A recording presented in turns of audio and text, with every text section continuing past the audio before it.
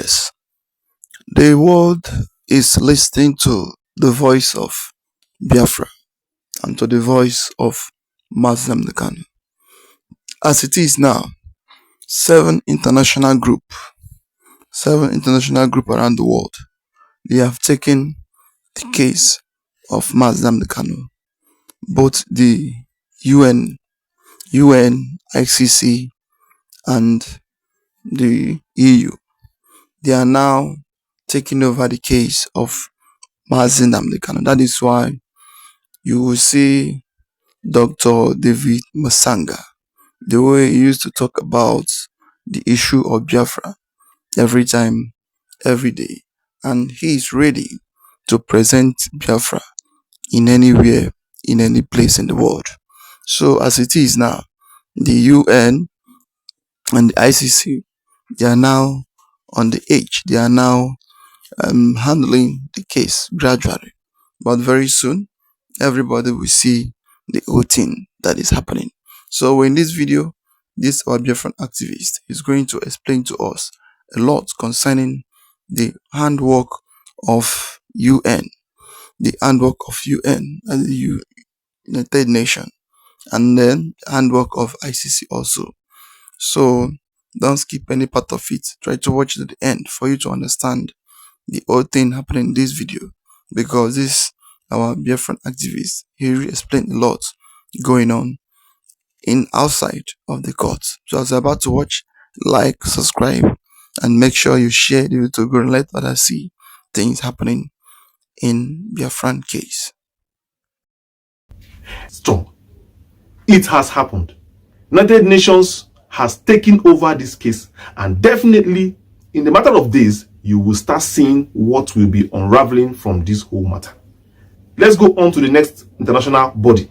Number 2, the African Commission on Human and People's Rights, ACHPR. Now, in 2021, few years ago, IPOB lawyers filed petitions in 2021 alleging violations of the African Charter on Human and People's Rights, which Nigeria is a signatory to. As at then, the commission did not act. Now, given this Kenyan court ruling, the commission has now come out to act upon the ruling. The commission has come out to act upon the ruling, and now they are carrying upon the case on their head. They have taken this case over and are going to do the needful. Just calm down. I'm not over yet, because justice must be served, and God will send your helpers from anywhere. When people say you don't have anybody, overnight somebody wakes up. Nnamdi Kanu has been crying since, release me, they refused. Now maybe they will listen to these people who have come, and now not only releasing him, people who have held him will also be accountable. Perhaps if you had released him all this while, nobody would have known. The world would not have heard your secrets, and Uhuru Kenyatta's secrets, and all the people who were involved, their secrets would have been hidden. But strong mind, stubbornness can never allow you. Now, look at it now. Look at it. Let's go on. Number 3.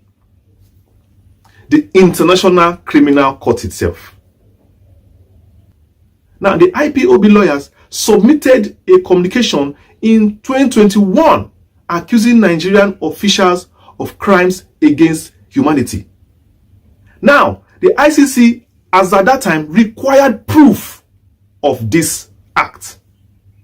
And that proof has just been presented by the Kenyan courts now. So now, the ICC has a court judgment from a Kenyan court that has admitted that this act was actually committed. Now the ICC has decided to take over this case. It is over. It is over. Game over. They have dusted the file, that file that IPOB submitted, that they kept in the basket because there was no proof from anywhere. Nobody had admitted any act or wrongdoing. Now they have gone to that same dustbin to bring up this file. And now They are coming for all who were involved in this act. Now they are running up and down. The enemy flee when no one pursue it. Let's go on. Number 4, Amnesty International. Amnesty has documented and condemned the treatment of Kanu and other IPOB members since 2015. After the Kenyan judgment, they also came out strongly to call for his immediate release from this injustice, saying that since the Kenyan government has given Nnamdi Kanu freedom and has found him innocent, that the Nigerian government should immediately, before they take up the action, the Nigerian government should release him unconditionally. So this is from a civil society point of view. They are also on the matter. They have said it pump and play. Release this man now. So this is number 4, Amnesty International. Number 5, European Parliament. The EU has previously debated Nigeria's human rights records and received petitions from diaspora groups regarding Nnamdi Kanu. Now, after the Kenyan court judgment, members of parliament from Ireland, UK, and Germany have decided to come out and prosecute those who were involved in this action. That is it. So there is a united front in the EU now. There's a united front in the AU and a united front in the UN, all coming together to pursue this case for Mazi Nnamdi Kanu. And that is why you can see everybody is running helter-skelter now, looking for where to hide. Looking for where to hide. You cannot hide anywhere. The long arm of justice will surely catch up with you. Simple and short. Self-determination is not an offense, it's an enshrined right in the UN Charter. And self-determination is not done by clapping hand for you or shaking hand for you. Self-determination are gotten through different means. Of course, there are ways to show that you are no longer happy with the system. There are revolts. There will be revolts. It's normal. There will be little backlashes here and here. There might be riots, protests. Sometimes it turns violent. Yes. It shows that we don't belong here. Bad blood is flowing through the veins. Yes. You don't expect somebody looking for self-determination to be shaking hands with you. It's not done that way, Oga. Anybody who says that he's not okay with the system will surely show in his system that whatever is in his system is worrying his body. And he will not behave normally. Yes. Because automatically that is worrying him. Of course. So what do you expect from Nnamdi Kanu? He should not protest.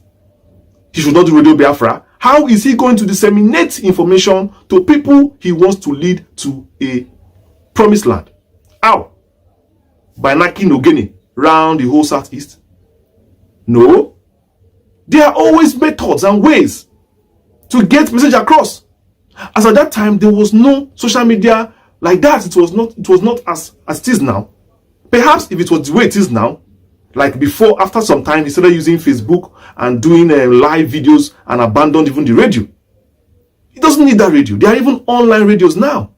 Who even needs transmitter? He just has an app. Of course, and you know that an app can do it all. Just download the app and tune. You will get all the channels you want. So these are ways of disseminating information amongst your people if you want to go your own way. It is just an act of jealousy or wickedness because it's coming from an Igbo man. When a Hausa man decides to fight for Arewa, they will beg him. Don't worry, let's give you position, don't worry. Everything will be fine. When Yoruba man wants to fight for Yoruba nation, he's a good man, don't worry, because it's not okay, no problem. When an Igbo man does it, he is a terrorist. What did Igbo do to you in this country? Let them go? No. Let them stay? No. End of the day, you want to burn them alive. Can you do that? Can you burn them alive? Igbophobia is your own sickness. Not my sickness, not our sickness. I'm not the one with Igbophobia. You are the one with Igbophobia. That means you are the one with a mental sickness. So if you like, live with it. If you like, go and cure yourself. But whatever happens to you is your business. Because I'm living a good life. I'm living a normal life. I'm okay. I don't have phobia of myself. You have phobia of me. I can pass you, but you cannot pass me. You don't irritate me, but I'm irritating you. So who is sick? You are the one that should go for treatment, my dear. How do you think putting a man inside prison for many years without trial is justice? Whatever he did to you, 1 year is enough for you to try him and sentence him. 1 year. But wickedness will never allow you. Wickedness from the pit of hellfire will never allow you. And all of you, one by one, that did it, one by one, you are not going to live long as this man that they suffer like this. This man never caused any problem in your family. He never came to your wife, your children. He never came to do anything bad in your home. But now he has lost his father. He has lost his mother. He has lost friends and loved ones. And you are not okay. Just like the Biafran war. Thousands and thousands of Igbos have died. Slaughtered in the north. You said it's because of Ahmadu Bello. It's because of this one. Okay, have you not cried enough? No. You say that there is no amount of people that you will buy in Igbo land. That is enough for the head of Ahmadu Bello. That you will keep on buying until you buy the last one. What are you actually looking for? Is it when that thing backfires to you, you will start crying injustice? That no amount of Igbo that you kill is enough for you. That's what you are doing now. No amount of suffer. You suffer Nnamdi Kanu is enough because it's an Igbo man. Watch yourself. Watch yourself, because this thing can never last for long. The tables are turning fastly. The world we live in now is a jet age. It is not an archaic age. You have to be guided in this anger, hatred, retributal issues. Characters and traits. Be guided. Don't let it drown you. I'm telling you. Because the Igbo are a 70 million strong people who are ready to defend themselves if pushed any day to the war. Defend themselves. Which you're not happy to hear, of course, because when the ESN came out in the Southeast, all of you are crying. Whenever you hear any militia here and here, vigilante in the South, in the West is vigilante. Vigilante in the North is vigilante. But vigilante in the Southeast is an army. Mercenaries. Terrorists. Because you cannot stand a strong, confident Igbo man. No. You cannot. You want a weak-looking, hungry-looking, suffering-looking, even almost dying-looking Igbo man. That is the one we want. You are oppressed. You are intimidated by boldness. You are intimidated by strength. Oh yes, this is a very nice move. The ICC, the UN, and the Human Rights Organization and other parts, as it is, the way they are now taking over, they are now taking in charge of this issue. It is a sign to show you that the issue of Biafra and the issue of Nnamdi Kanu, it is God's case. It is God that handles it. So no matter whatever Omotosho and whatever some of the people they are doing concerning this Biafra, because the Nigerian government, they don't want to hear, they don't want to listen, they don't want to even to see anybody talking about Biafra. But the thing there is, no matter how they try to close it, every day the wound is there, and the wound is still fresh. So everybody is seeing what is happening. You don't want to address the issue concerning what surrounds Biafra, the reason why the Igbos are agitating to leave Nigeria. You don't want to address the corruption of the country. You don't want to address the poverty, the injustice around the Nigerian system, mostly around the way the the injustice mostly in the eastern region. So you don't want to address all those things, and you are still expecting the people to love you, to stand and to claim that they are one Nigeria.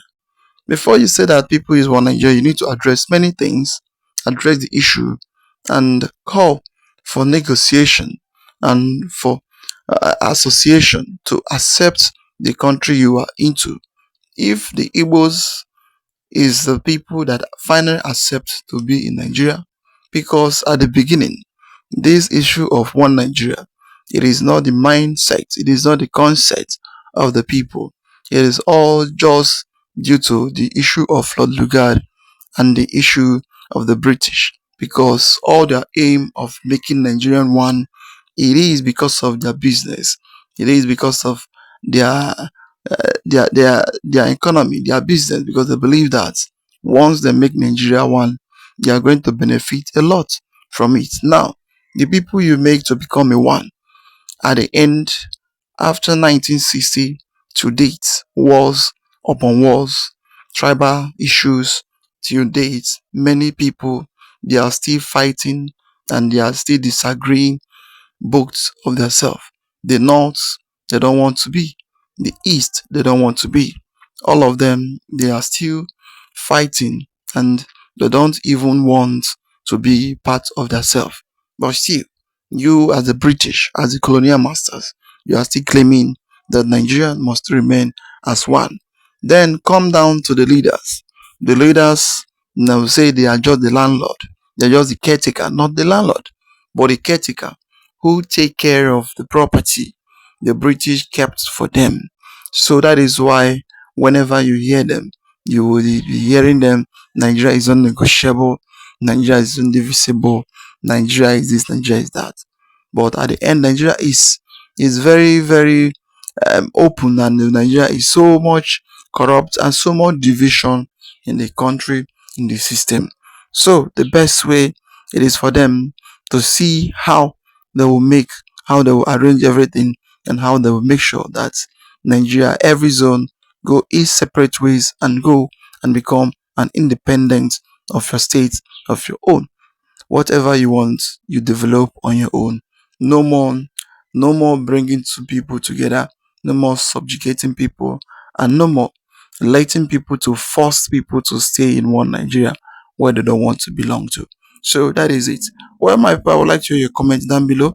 Like, subscribe, and make sure you share it to go around for others to see things happening in Nigeria. I'll say thank you for watching.